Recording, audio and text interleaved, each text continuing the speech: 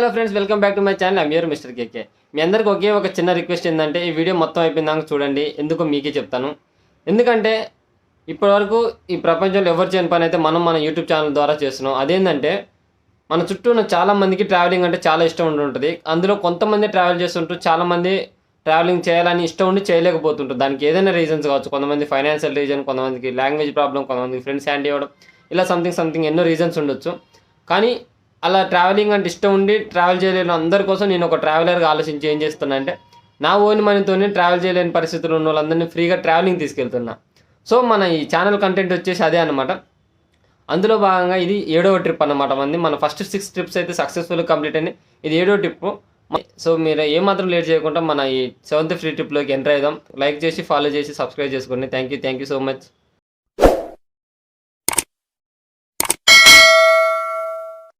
ఈ బ్రోనే మోహన్ కృష్ణ, మన సబ్స్క్రైబర్, తిరుపతి నుంచి వచ్చిండు. యాక్చువల్లీ బ్రో మార్నింగ్ 8కి వచ్చిండు, కానీ అంతసేపు బ్రో ట్రావెల్ చేసిండు కదా, వీడియోలు అవన్నీ ఇబ్బంది పెట్టలేదు, రెస్ట్ తీసుకుండు. సో మేము ఇప్పుడైతే 7th ట్రిప్ స్టార్ట్ చేసుకొని సికింద్రాబాద్ రైల్వే స్టేషన్కి వచ్చినాం.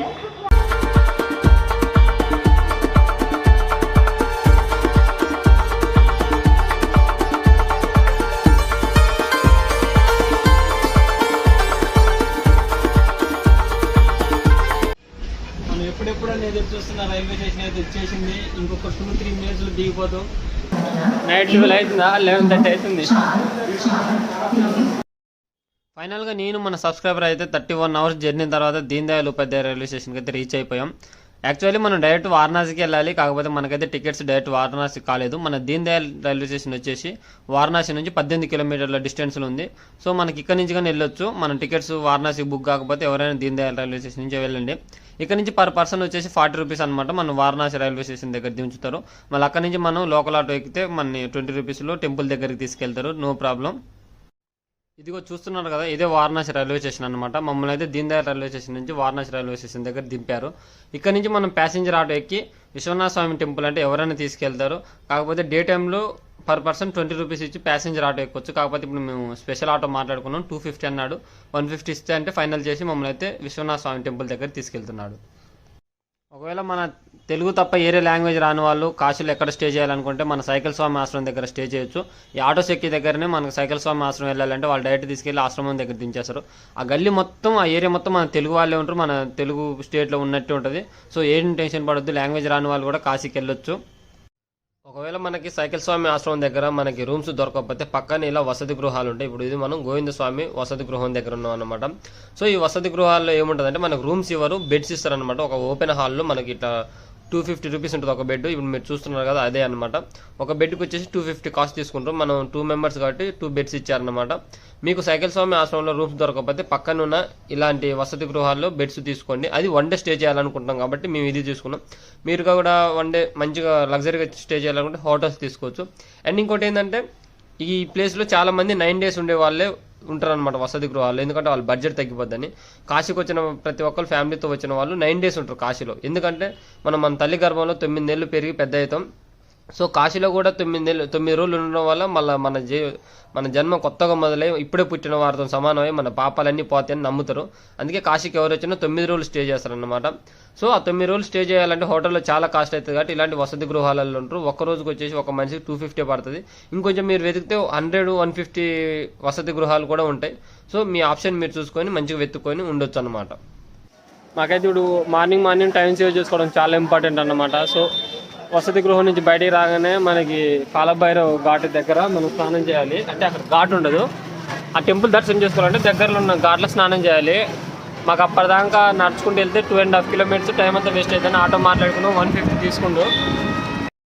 ఇదిగో చూస్తున్నారు కదా, ఇదే పంచగంగ ఘాట్ అనమాట. మన కాలభైరవ స్వామి టెంపుల్కి గాయఘాటు, పంచగంగ ఘాట్ అని ఇలా 2-3 ఘాట్స్ ఒక 500 మీటర్స్ డిస్టెన్స్లో ఉంటాయి. మేమైతే పంచగంగ ఘాట్కి వచ్చేసినాం. రాగానే మా అదృష్టం ఎంత బాగుందంటే మేము కిందికి దిగుతున్నాం ఘాట్ దగ్గరికి. మాకైతే గంగారతి దర్శనం అయింది. మేమైతే చాలా హ్యాపీ, ఎందుకంటే గంగారతి అంతా ఈవినింగ్ టైంలో చూస్తారు. మాకు మార్నింగ్ కూడా కుదిరింది అనమాట చూడడానికి.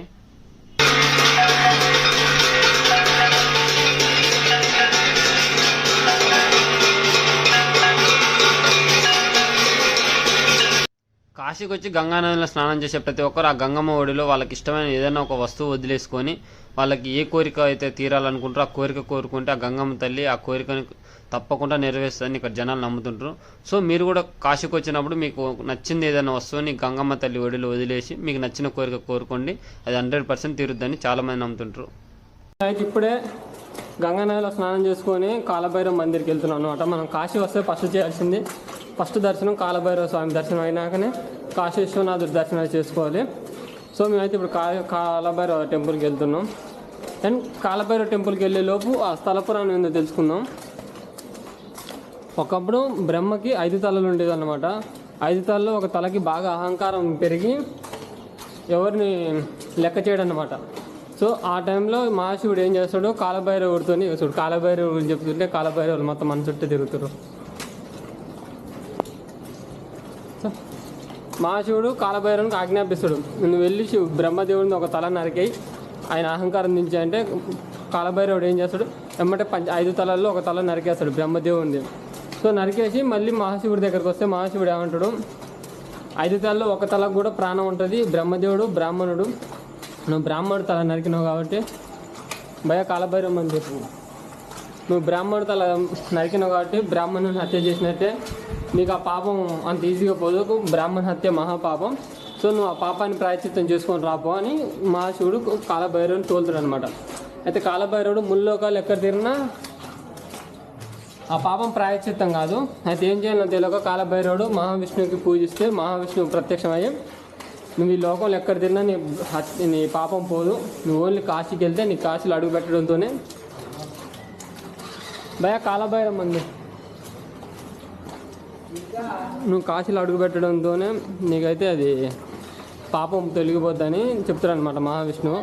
అలా చెప్పగానే కాలభైరవుడు అయితే ఈ కాశీకి వస్తాడు, తన పాపం పోద్ది.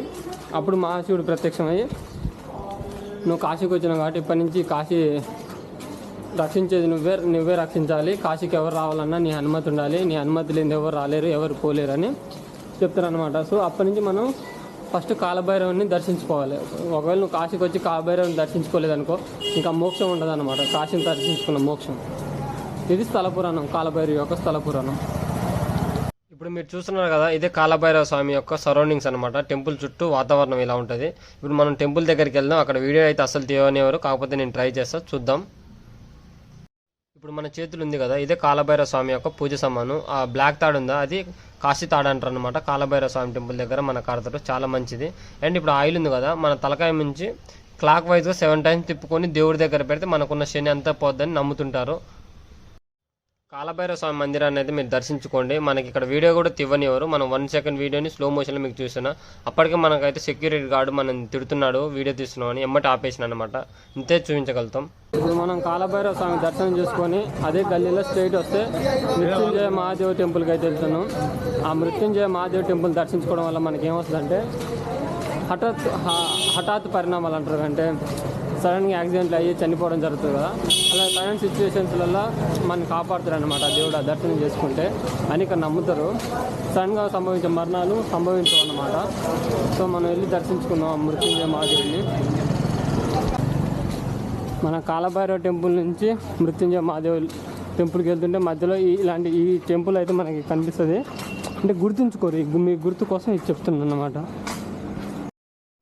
ఇప్పుడు మీరంతా చూస్తున్నారు కదా, ఇదే మన మృత్యుంజయ మహాదేవి యొక్క టెంపుల్. మనకి ఈ టెంపుల్ లోపలే మనకి ఆ మృత్యుంజయ లింగం అయితే ఉంటుంది.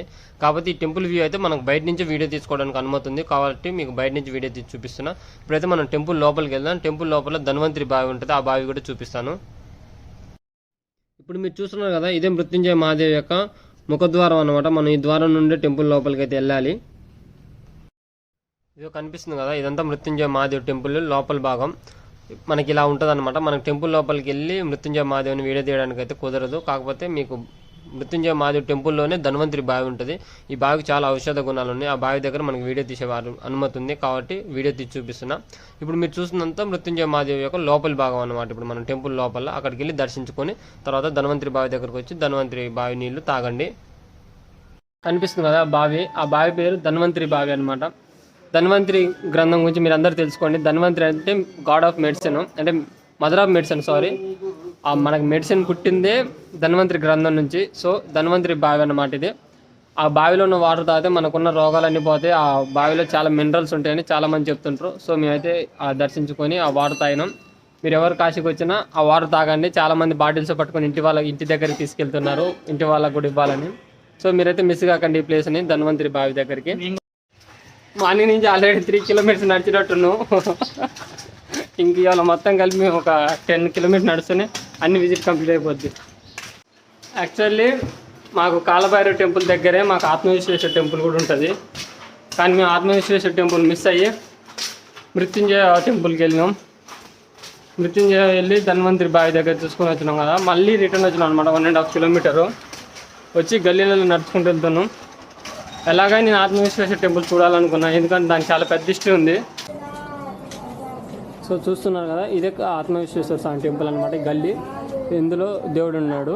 మనం లోపల నుంచి వెళ్ళి ఇక్కడ దర్శించుకోవాలి. మనకైతే లోపల వీడియోగ్రఫీ, ఫోటోగ్రఫీ నాట్ అలౌడ్ అనమాట. ఈ టెంపుల్కి ఆపోజిట్ గంగామాత టెంపుల్ ఉంది. సో ఈ టెంపుల్ దర్శించుకున్నాక కంపల్సరీ ఈ టెంపుల్ కానీ దర్శించుకోరు. లోపల చాలా బాగుంది. కాశీలో వచ్చి చాలా మంది అయితే ఈ టెంపుల్ మిస్ చేస్తుంటారు. కానీ కాశీ వచ్చిన ఏ ఒక్కరైతే ఈ ఆత్మవిశ్వేశ్వర స్వామి టెంపుల్ అయితే మిస్ చేయకండి అసలు. ఎందుకంటే 1669లో ఔరంగజేబు మన కాశీ విశ్వేశ్వర టెంపుల్ అయితే కూల్ చేసినాక అక్కడున్న ప్రతి భక్తుడు ఈ ఆత్మవిశ్వేశ్వర స్వామినే కొలిచిరు అనమాట. ఆ కాశీ విశ్వనాథుడు ప్లేస్లో ఈ ఆత్మవిశ్వేశ్వర స్వామిని కొలిచిరు. ఎందుకంటే కాశీ విశ్వేశ్వరుడు ఆత్మే ఈ ఆత్మవిశ్వేశ్వర స్వామి అన్నమాట. సో కాశీకి వచ్చిన చాలా మందికి ఈ విషయం తెలియదు. చాలా మంది మిస్ చేస్తుంటారు. నేను చాలా బ్లాగ్ చూసిన, సో చాలా మంది టెంపుల్ మిస్ చేశారు. కానీ ఇప్పటి నుంచి ఎవరు మిస్ కాకండి. ఇది కాశీలో చాలా ఇంపార్టెంట్ అనమాట. కాశీ విశ్వేశ్వరుడు ఆత్మ అనమాట, ఆత్మ విశ్వేశ్వరుడు. సో చాలా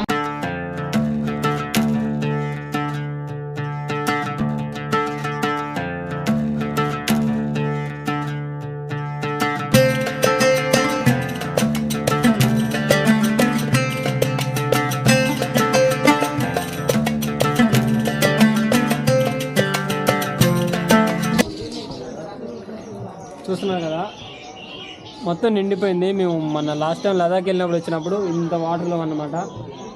అక్కడ కనిపిస్తున్న చిన్న టెంపుల్ దాకా నడుచుకుంటూ వెళ్ళినాం. సో ఇక్కడంతా దాన సంస్కారాలు జరుగుతుండేవి. ఇప్పుడు వాటర్ వచ్చినాయి, మరి ఎక్కడ చేస్తారు ఏందో నాకు తెలియదు. మన ట్రావెలింగ్ అనగానే ఎక్స్పెక్టేషన్స్ భారీ బడ్జెట్లు ఉంటాయి. రియాలిటీ వస్తాకనే అన్న డిసప్పాయింట్ ఇదేనా అనిపిస్తుంది. అనుకున్నావు కదా అలాగా.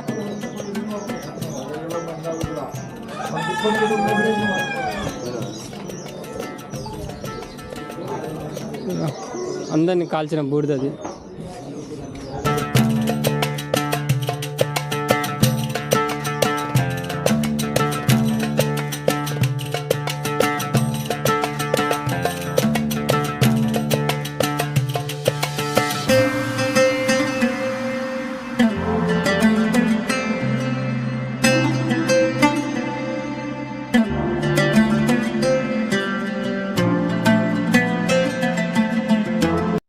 చూస్తున్నారు కదా, ఇదే మణికర్ణిక ఘాటు. నేను మీ అందరికీ స్పెసిఫిక్గా మణికర్ణిక ఘాట్ అని చెప్పాల్సిన అవసరం కూడా లేదు, ఎందుకంటే మీరు అందరికీ తెలుసు మణికర్ణిక ఘాట్ అంటే ఏందనేది.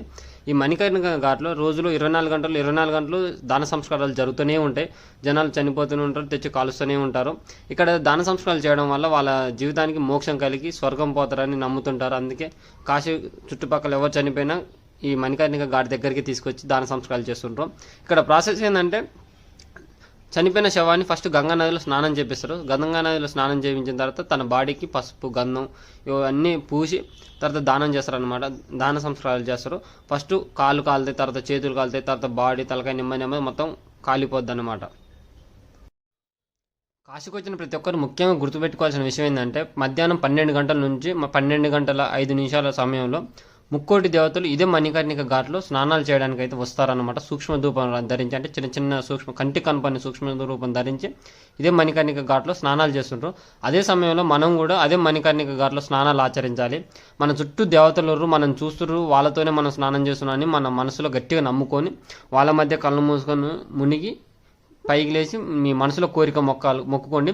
నీ చుట్టూ దేవతలు నీ కోరికను వింటురు అన్న భావంతోనే మీరైతే అందులో స్నానాలు ఆచరించాలి. అప్పుడు తప్పనిసరిగా మీ కోరికలు అయితే తీరుతాయి. ఎందుకంటే ముక్కోటి దేవతలు మిమ్మల్ని చూస్తుంటారు, మీ కోరికలు వింటుంటారు డైరెక్ట్గా.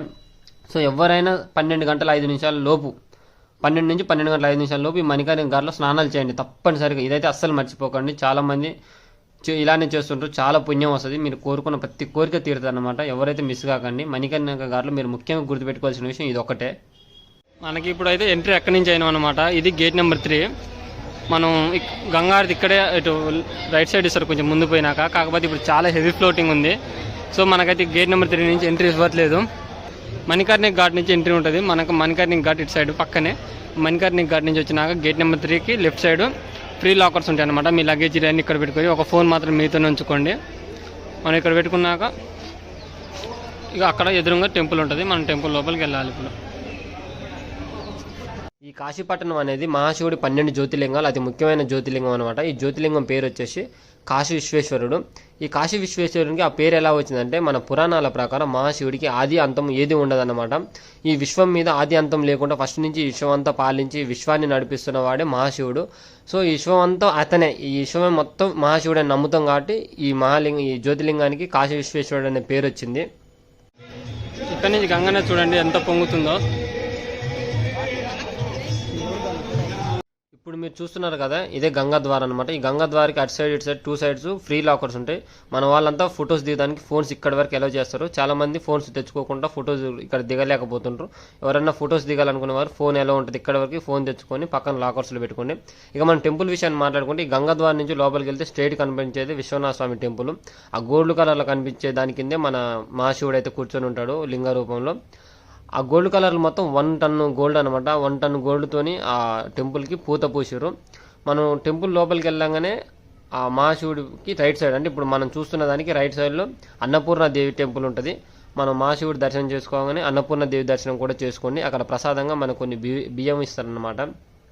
ఆ బియ్యాన్ని మీరు ఇంటికి తెచ్చుకొని ఒక క్లాత్లో, ఒక ఎర్రటి క్లాత్లో లేదా తెల్లటి క్లాత్లో కట్టుకొని మీ బీరువాలన్నా మీ బియ్యం బస్తాలన్నా పెట్టుకుంటే మీకు అన్నానికి ఎటువంటి కొదవ ఉండదని నమ్ముతుంటారు. సో మీరు అక్కడికి వెళ్ళిన వారు తప్పకుండా బియ్యాన్ని తెచ్చుకోండి. అన్నపూర్ణదేవి దర్శనం చేసుకొని ఆ ప్రసాదాన్ని తెచ్చుకొని మీ ఇంట్లో పెట్టుకోండి. మీకు అన్నానికి ఏ లోటు రాదనమాట మీ జీవితాంతం. చాలా పవర్ఫుల్ అనమాట అమ్మవారు కూడా. మన 7th ట్రిప్ ఇన్ని రోజులు ఆగి కాశీ ట్రిప్ అయితే సక్సెస్ అయింది. ఫైనల్గా మనతో వచ్చిన సబ్స్క్రైబర్ నేను సక్సెస్ఫుల్గా దర్శనం కంప్లీట్ చేసుకున్నాం. సో నేను చాలా హ్యాపీ. మన బ్రో ఎలా ఫీల్ అవుతుందో తెలియదు కానీ నా త్రూ ఒక చాలా అంటే చెప్పలేనన్న, నా జీవితంలో కళ్ళ కూడా అనుకోలేదు ఇట్లా వచ్చి దీన్ని కాశీని చూస్తానని నా జీవితంలో అనుకోలేదు. అంతా నీ పుణ్యాలా. థ్యాంక్స్ అన్న, నీ పుణ్యాలు మొత్తం అయిపోయిందన్న. నాకు కూడా చాలా హ్యాపీగా ఉంది. ఎందుకంటే శివయ్య దగ్గరికి మన త్రూ ఒకరు వచ్చి వాళ్ళ డ్రీమ్ ఫుల్ఫిల్ చేసుకుర్రు. నాకైతే చాలా ప్రౌడ్ కూడా ఉంది కొంచెం. ఓకే, నేనైతే హ్యాపీ. మన బ్రో కూడా అంతకన్నా హ్యాపీగానే ఉంది. చెప్పండి అన్నకి అంతే. ఇంకా ఓకే, మీరు కూడా ఇలా నాతో వచ్చి ఎంజాయ్ చేయొచ్చు. ఫ్యూచర్లో ఇంకా పెద్ద పెద్ద ట్రిప్స్ ఉంటే అన్నీ వెళ్దాం మంచిగా.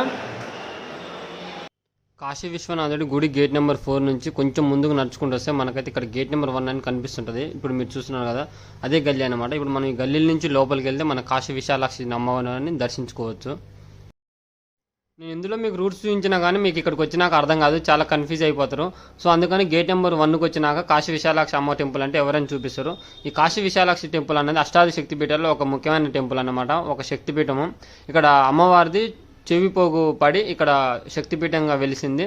ఇప్పుడు మీరు ఆ గుడి చూడబోతున్నారు, కాశీ విశాలాక్షి టెంపుల్ అనమాట. గుడి మాత్రం చాలా చిన్నగా ఉంది, కాకపోతే ఒక శక్తిపీఠం, చాలా పవర్ఫుల్ శక్తిపీఠం అనమాట. చూడండి.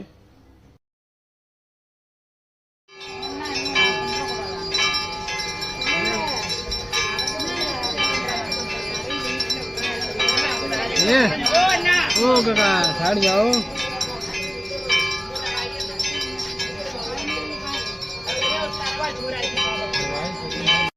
కాశీ విశాలాక్షి అమ్మవారిని దర్శించుకొని వారాహి అమ్మవారికి వెళ్తుంటే, అంటే విశాలాక్షి అమ్మ టెంపుల్ పక్కన వారాహి అమ్మ టెంపుల్ ఉంటుంది అనమాట.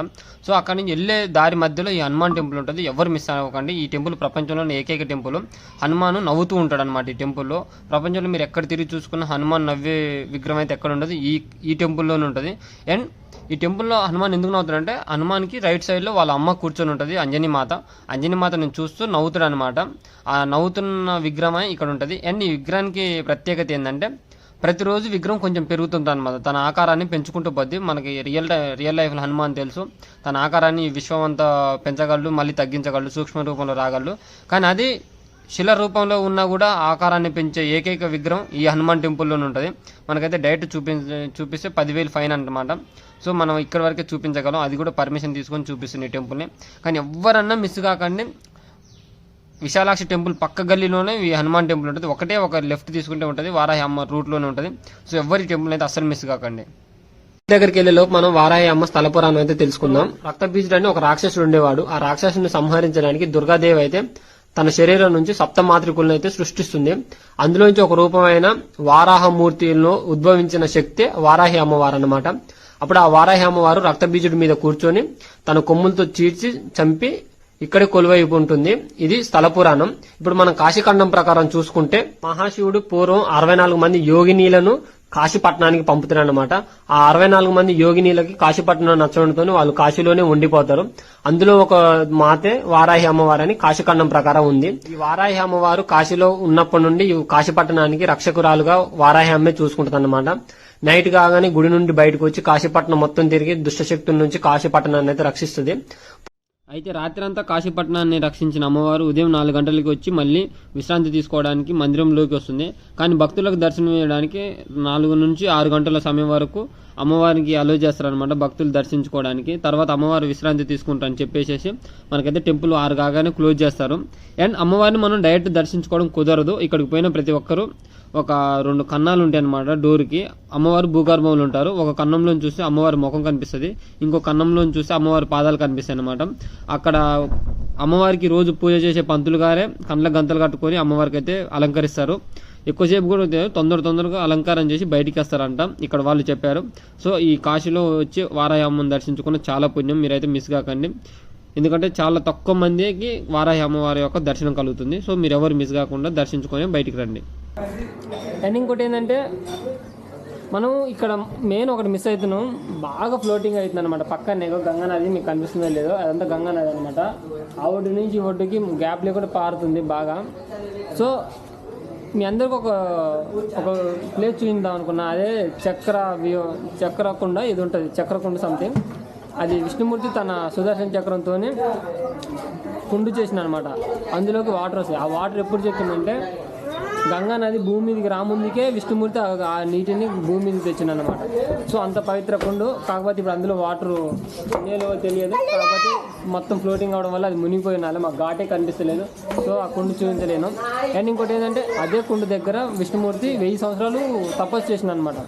1000 సంవత్సరాలు తపస్సు చేస్తే అప్పుడు శివుడు ప్రత్యక్షమైంది. శివుడి కోసం 1000 సంవత్సరాలు తపస్సు చేసిండు. శివుడు ప్రత్యక్షమైండు. శివుడు ప్రత్యక్షమై ఏం కావాలో కోరుకంటే నువ్వు కాశీపట్నంలో ఉండిపోయి కాశీపట్నాన్ని సురక్షితంగా చూసుకో, ఇది ఈ ప్రపంచంలో మొదటి పట్టణం, దీనికి నువ్వే రాజులాగా ఉండాలని ఇక్కడ కాశీలో శివుడు ఉండవని అప్పుడు కోరుకున్న వాళ్ళ కోరికే ఇవాళ కాశీలో శివుడు ఉన్నాడు అనమాట. జ్యోతిలింగం అయ్యి ఇంతేగా ఒక జ్యోతిలింగం అయి ఉన్నాడు. సో అంత పవిత్రమైన ప్లేస్ మీకు చూపించామంటే ఈ ఫ్లోటింగ్ వల్ల మునిగిపోయింది. సో అది కానీ చూపించలేకపోతున్నా. మీరు ఎప్పుడన్నా అంటే వర్షాకాలం కాకుండా సమ్మర్లో వచ్చినప్పుడు ఇదంతా ఎండిపోద్ది కదా, అప్పుడు మిస్ కాకండి. విష్ణు చక్ర కుండ ఏది ఉంటుంది అనమాట, అది అసలు మిస్ కాకండి. మన కాశీ ట్రిప్లో ఫైనల్ డెస్టినేషన్ మనకి దశశ్వమేధ ఘాట్ అనమాట. ఈ ఘాట్లోనే మనకైతే గంగా ఆరతి జరుగుతుంది. ఈవినింగ్ 7 to 8 మధ్యలో జరుగుతుంది అనమాట. ఎవరు కాశీకి వచ్చినా గంగా ఆరతి అయితే అస్సలు మిస్ అవ్వకండి. ఈవినింగ్ టైంలో మనకి ఈ గంగా నది ఇంత ఉప్పొంగనప్పుడు మనకి ఘాట్ మీదే చేసేది అనమాట. ఇప్పుడు మన గంగా నది ఉప్పొంగుతుంది కాబట్టి మనకైతే కనిపిస్తున్న బిల్డింగ్ల పైన చేస్తారు గంగా ఆరతి. అది మీకు బోట్ నుంచి క్లియర్గా చూపిస్తే ఎక్కడ గంగా ఆరతి జరుగుతుంది అన్నది. కాకపోతే మెయిన్ గంగా ఆరతి వచ్చేసి దశశ్వమేధ ఘాట్లోనే జరుగుతుంది. ఎవరైనా ఇక్కడ వచ్చి చూస్తే మంచి ఎక్స్పీరియన్స్ అయితే పొందుతారు గంగా ఆరతి యొక్కది.